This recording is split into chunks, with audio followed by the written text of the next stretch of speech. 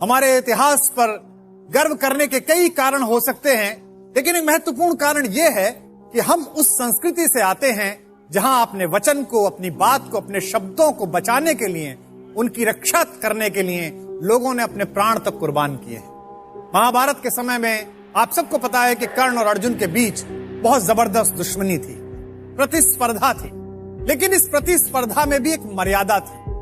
महाभारत के चलते युद्ध में दोनों एक दूसरे के रक्त के प्यासे थे, लेकिन मर्यादा से बाहर हटकर कभी कर्ण ने युद्ध नहीं किया।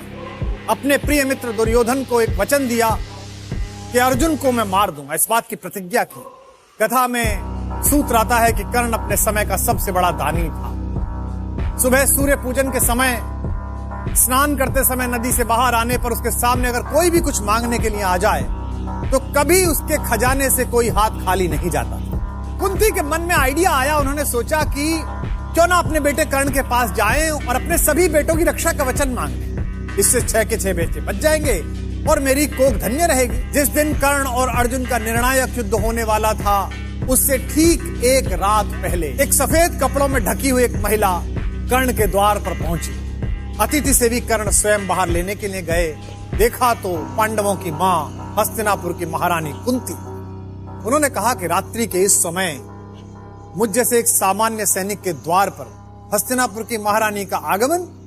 महारानी अंदर आई और भीगे नेत्रों से वो रहस्य जाहिर किया जो रहस्य कर्ण को पहले ही कृष्ण बता चुके थे। उन्होंने कहा कि बेटे, मैं तुमसे क्षमा मांगती हूं और मैं तुम्हें यह बताती हूं कि तुम मेरे सबसे बड़े बेटे हो और अर्जुन और बाकी चारों पांडव तुम्हारे छोटे भाई हैं। कर्ण ने कहा कि माँ, बड़ी देर से आई हैं, फिर भी आप आई हैं तो बताइए कि मैं क्या कर सकता हूँ। कुंती ने कहा कि बस मैं ये चाहती हूँ बेटा कि मेरे 5 पांडव पुत्र हैं और एक तू मेरा सबसे बड़ा पुत्र है। अगर तू युद्ध ना करे तो मेरे वो 5 बेटे भी बच जाएंगे और तू भी बच जाएगा। कर्ण ने कहा कि माँ, तब से तो आज तक गंगा में बहुत पानी बह चुका जब आपने मुझे गंगा में प्रवाहित किया।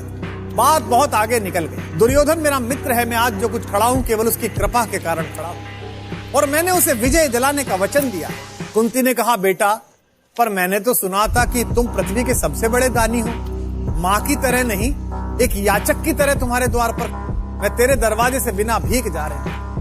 फिर भी तू जीता रहे न अपयश जाने, संसार किसी दिन तुझे पुत्र पहचाने। माँ ने ये वरदान दिया और जाने के लिए आगे बढ़ी। जैसे ही कर्ण ने बात सुनी, तुम दान दान रट रही किंतु क्यों माता, पुत्र ही रहेगा सदा जगत में दाता। बस एक छोटी सी बात जानता हूं, दुनिया तो उससे सदा सभी कुछ लेगी, पर क्या माता भी उसे नहीं कुछ देगी।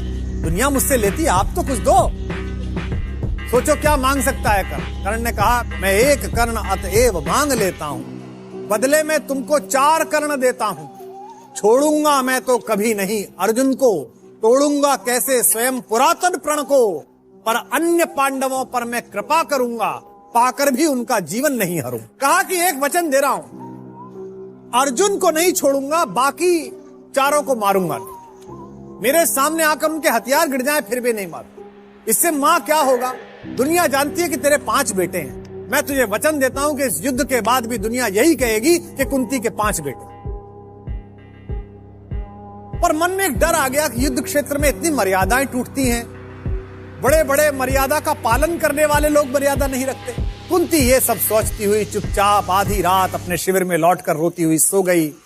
अगले दिन सूर्योदय के बाद भीषण युद्ध प्रारंभ हुआ। चारों भाई बार बार कर्ण के सामने पड़े और कर्ण ने हर बार उनको शस्त्र रहित करके छोड़ दिया कि जा। युधिष्ठिर के भाले गिर गए, भीम की गदा गिर गई। कर्ण के जो सारथी थे आप सब जानते हैं, जब युद्ध तय हुआ कि लड़ाई करनी और अर्जुन को हराना है तो कर्ण ने यह कहा था कि अर्जुन को हरा दो तू, पर अर्जुन के रथ का ड्राइवर बहुत अच्छा है। ड्राइवर कौन है? जो पूरी दुनिया का ड्राइवर है। तो मुझे भी एक अच्छा ड्राइवर दो, एक अच्छा रथ चालक दो, सारथी दो।